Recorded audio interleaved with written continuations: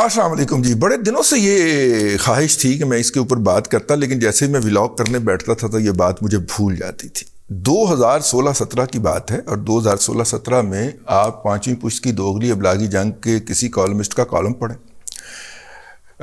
پانچویں پشت کی دوغلی ابلاغی جنگ کی طرف سے ٹی وی چینل کے سر کے اوپر بندوق رکھ کے جتنے بھی عطر کاظمی اور ارشاد پٹی کروائے گئے ہوئے تھے ان کے تبصرے سنیں, یا آپ کسی یوتھڑ کے ساتھ یا یوتھی اے کے پاس یا عمرانڈو کے پاس بیٹھ جائیں اور وہ اکانومی پہ بات کرتا اور کہتا کہ 2018 کے اندر پاکستان ڈیفالٹ کرنے جا رہا ہے, اور اس کے لیے وہ اس کے اندر لندن کلب پیرس کلب کی بھی لائبلٹیز ڈالتا اور یہ سارا کچھ ڈال کے کہ فلاں ہم نے اتنے دینے ہیں, فلاں کو اتنے دینے ہیں, فلاں کو اتنے دینے ہیں, اور نتیجے کے طور کے اوپر جو ہے وہ کہتا کہ ملک کے پاس اتنے پیسے نہیں ہونے تو دینے کتنے, پاکستان ڈیفالٹ ہونے جا رہے ہیں. 2018 جو تھا وہ پیک ہونا تھا سی پیک کا, لیکن اس کے اوپر پیسے پکڑ لیے ہوئے تھے عمران خان نے اور اس کے سرپرستوں نے کہ پاکستان کے اندر سی پیک لانچ نہیں ہونے دینا. اس کے نتیجے کے اندر پاپا جان کمپنیاں جو 100 کے قریب جو تھیں, پاپا جان پیزے سمیت, وہ وجود میں آ چکی تھی دنیا کے تقریباً 8 یا 5 ممالک کے اندر, بہرحال دنیا بھر کے اندر وجود میں آ چکی تھی, اور ان کا منافع بھی آ رہا تھا, اور ظاہر حصہ بقدر جسہ جو تھا وہ ہیں. مطلب کچھ لوگ تو یہ کہتے ہیں نا کہ عاصم صاحب فرنٹ مین تھے, باقی بہت سارے اور بھی پارٹنر تھے. واللہ عالم بالصواب. میں تو اس بات کو سبسکرائب نہیں کرتا جب تک کہ میرے سامنے کوئی اور چیز نہیں آ جائے گی. ہاں یہ بات سبسکرائب ہے, عاصم باجوہ صاحب جو تھے ان کی جتنی بھی کمپنیاں ہیں ان کے اعلیٰ عہدوں کے اوپر پڑھے لکھے انڈینز جو ہیں وہ اپوائنٹ کیے گئے ہیں. پاکستانیوں کو کسی کو نیڑے نہیں لگنے دیا جاتا.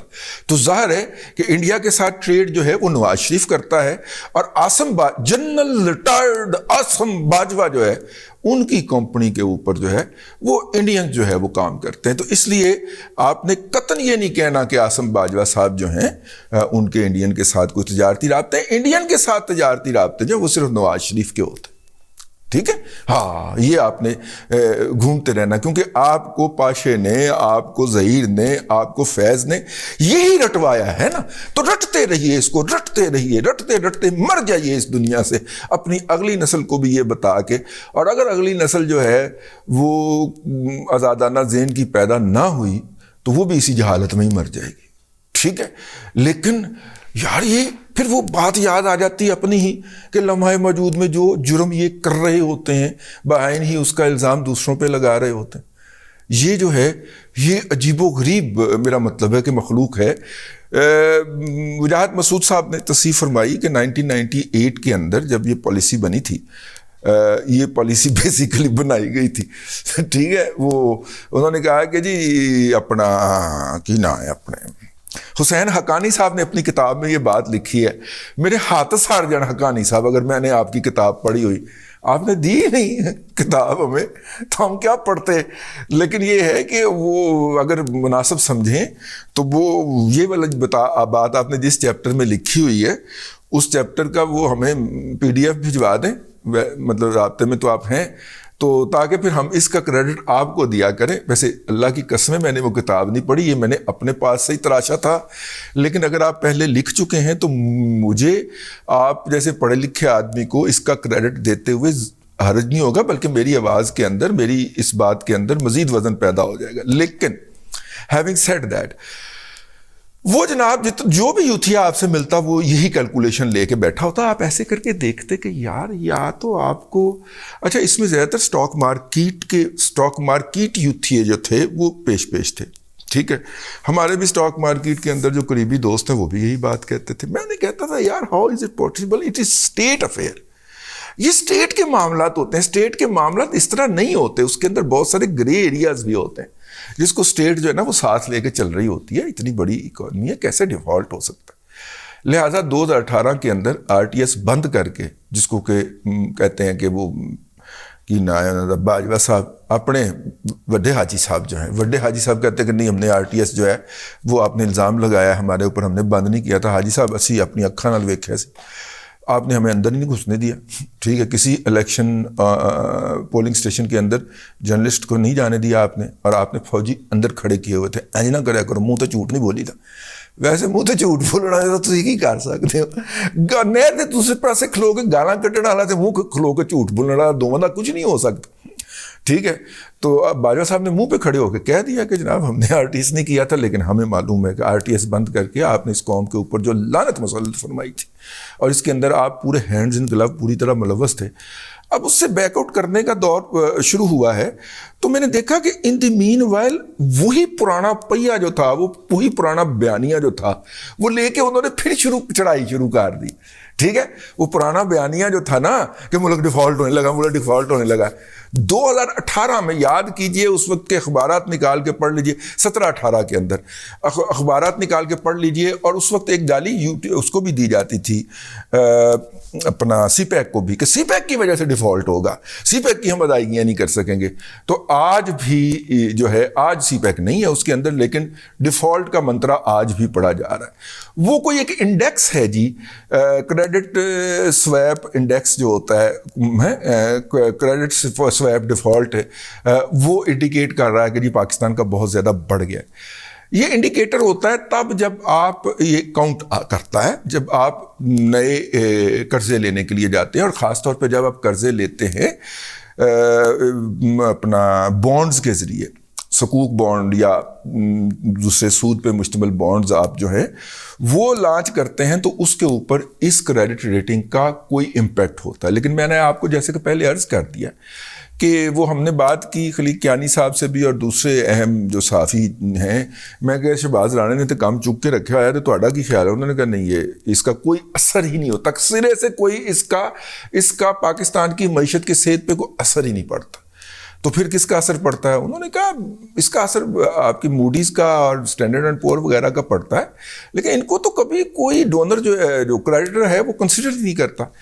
تو بلومبرگ کے اندر جی ایک آرٹیکل آیا، وہ آرٹیکل جو ہے وہ اسحاق ڈار نے اٹھایا، اور ظاہر ہے اس نے اس کے اوپر کیلکولیشن کر کے اور ایک ریٹنگ جاری کی ہے. اور ریٹنگ جو ہے اس کے اندر پاکستان کا کریڈٹ ڈیفالٹ جو ہے، مطلب کہ پاکستان کو دیا گیا کوئی قرض مر سکتا ہے یا کسی قرض کی واپسی کا امکان ختم ہو سکتا ہے، اس کے اوپر جو تھا وہ انہوں نے کہا کہ اس کے امکانات صرف 10% ہیں کہ پاکستان جو ہے اس کا، پاکستان کو دیا گیا قرض مر جائے. مہاتما فرماتے ہیں، اور آج وہ جب جلسے میں ہوں گے تو پھر فرمائیں گے کہ پاکستان کا جو کریڈٹ سویپ رسک جو ہے، وہ کریڈٹ سویپ ڈیفالٹ رسک جو ہے وہ 95% پہ پہنچ چکا ہے. وہ فرمائیں گے، آپ میری بات نوٹ کر لیجئے گا، کوئی پتہ نہیں جب یہ ولاگ آپ تک پہنچے تو وہ فرما ہی چکے ہوں. اور مطلب کہ وہ کہہ رہے ہیں کہ 95% ہے، جبکہ بلومبرگ کہہ رہا ہے کہ وہ 10% ہے. اب دیکھنا پڑے گا کہ بلومبرگ کی جو کریڈیبلٹی کیا ہے، اور جناب عمران احمد خان نیازی کی اور ان کے رفقائے کار کی جو ہے مزمل اسلم اور شوکت ترین جیسے لوگوں کی کریڈیبلٹی کیا ہے. شوکت ترین اور مزمل اسلم اس ٹیم کا حصہ تھے جن کا خیال تھا کہ جیسے ہی موجودہ حکومت IMF کے ساتھ مذاکرات کر رہی ہے تو ان کو خط لکھ دیا جائے کہ جی پنجاب کی اور KPK کی حکومتیں اس حکومت کے ساتھ نہیں ہیں، جی آپ کے ساتھ جو کر رہے ہیں یہ بک بک کر رہے ہیں، ان کی بات پہ اعتبار نہ کیجیے گا. ٹھیک ہے، یہ وہ ٹیم ہے، اور اس ٹیم نے بڑی محنت کے ساتھ یہ جو ہے کریڈٹ سویپ ڈیفالٹ رسک جو ہے اس کا ایک انڈیکس نکال کے عمران خان کے ہاتھ میں چھڑکنا پڑھا دیا گیا، لے بھی وجائی جا. ٹھیک ہے، وہ چھڑکنا جو ہوتا ہے نا، وہ داتا دربار کے اوپر جو ایک ٹول بج رہا ہوتا ہے، ساتھ میں چھڑکنا بج رہا ہوتا ہے، یہ وہ چھڑکنا بجائی جا رہا ہے. تو بلومبرگ کی جناب وہ کریڈٹ ریٹنگ نکال کے لائے جناب اسحاق ڈار صاحب، حافظ محمد اسحاق ڈار صاحب. ویسے یار اینے حافظ کٹھے ہو گئے نے، اللہ خیر ہی کرے. ہاں ہم نے قرآن شریف پڑھا ہے مولوی عبدالصمد صاحب سے، لیکن اس دوران جو تھا ایک حافظ صاحب سے بھی قرآن پاک پڑھنے کا اتفاق ہوا. تو پتہ چلا کہ حافظ صاحب غلطی دے ہوتے نا ہاتھ بہت برا چھنٹ دے نے، اور وہ ہاتھ جب چھنٹتے تھے تو کان سائیں کرتا رہتا تھا کئی دن. تو وہ ہاتھ بڑا پارا سی حافظ صاحب تھا. اسحاق ڈار صاحب بھی حافظ نے، حافظ منیر صاحب بھی حافظ نے. تو پچھلی دفعہ بھی لڑائی اسحاق ڈار صاحب تو ہی ہوئی سی، یاد ہے نا؟ پچھلی دفعہ بھی اسحاق ڈار صاحب ہی نہیں کہا تھا کہ یار اینے پیسے کی کرنے نے، تسی اکو واری کی کرنے جو اسی بعد وچ تانوں دیندے رہاں گے، پروجیکٹ چلن دیو ہے JF تھنڈر دا پروجیکٹ چلن دیو نا، جنہیں پیسے چاہیے ہون گے کٹ کے دے جاؤں گے، اکو واری اپ فرنٹ کیوں دے دیے؟ تانوں دیاں گے بادشاہ، سارے دیاں گے. ٹھیک ہے. ایس گل تے جناب ہے گستاخی مانی گئی تھی, اور اس گستاخی کے اوپر جناب اسحاق ڈار صاحب کو پکڑ کے جیل کے اندر رگڑنا تھا. وہ تو نس گیا, پھر ڈار صاحب چلاک نکلے ہیں. آہو, اب ڈار صاحب وہ کریڈٹ ریٹنگ لے کے آ گئے. اب دیکھنا ہے کہ کیا عمران خان صاحب کی کریڈیبلٹی ہے یا بلوم برگ کی کریڈیبلٹی ہے. بلوم برگ نے ہمیں کبھی بتایا ہے کہ جرمنی اور جاپان کی سرحدیں ایک ہیں؟ نہیں.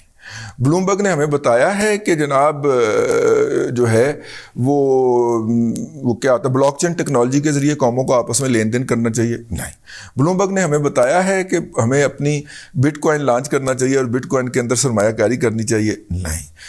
بلوم برگ نے ہمیں بتایا ہے کہ پاکستان جو ہے اس کا اتنا پوٹینشیل ہے کہ اس کا سارا قرض اس کے اوورسیز اتار سکتے ہیں؟ نہیں. یہ ساری باتیں یہ سارے جھوٹ ہمیں بلوم برگ نے نہیں بتائے, اور یہ کلیشیز اور یہ جارگنز ہمیں بلوم برگ نے نہیں بتائے. تو اس کا مطلب ہے کہ بلوم برگ ایک سچا چینل ہے. یار دنیا کی کھربوں ڈالر کی جو اکانومی ہے وہ روزانہ بلوم برگ کو 22 گھنٹے دیکھتی ہے. یہ اکانومی کے جو چلانے والے لوگ ہیں وہ 22 گھنٹے ان کی نظریں بلوم برگ کی سکرین کے اوپر ہوتی ہیں, اور وہ بلوم برگ کے اوپر ریٹ اوپر نیچے ہو رہے ہوتے ہیں, وہ ان کو دیکھ رہے ہوتے ہیں. ٹھیک ہے. عمران احمد خان نیازی کو پورے 50-60 لوگوں کی ٹیم ہے, وہ لوگوں کو دکھانے کے لیے اس کی ایک جھلک جو ہے جو اس کے لیے اہتمام کرتی ہے. تو بلوم برگ جو ہے اس کو اہتمام نہیں کرنا پڑتا کہ وہ جو ہے وہ اس کو کسی کو دکھائے اپنے آپ کو. تو وہ اس کا مطلب ہے کہ وہ بہتر ہے. تو اگر بلوم برگ کہہ رہا ہے کہ پاکستان کی ڈیفالٹ ہونے کے چانسز جو ہیں وہ 10% ہے, اور یہ نارمل سی بات ہے, 10, 15, 20, 12, اگرچہ اتنے بھی نہیں ہونے چاہیے, لیکن ہمارے پاس ہے کیا. ٹھیک ہے نا. اس لیے اس لیول کے اوپر 10% کریڈٹ سویپ کا ہونا یہ بہت بڑی بات ہے. عمران احمد خان نیازی جو ہیں, جو اپنا جھوٹ بیچ کے اقتدار میں آئے تھے, وہ جھوٹ بیچ کے ہی اقتدار سے ہی نہیں, سیاست سے بھی رخصت ہونا چاہ رہے ہیں.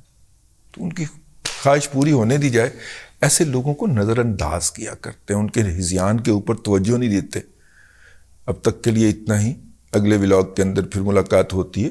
اللہ تبارک و تعالیٰ آپ کو آسانیاں عطا کرے اور آسانیاں خلق خدا میں تقسیم کرنے کی توفیق عطا کرے.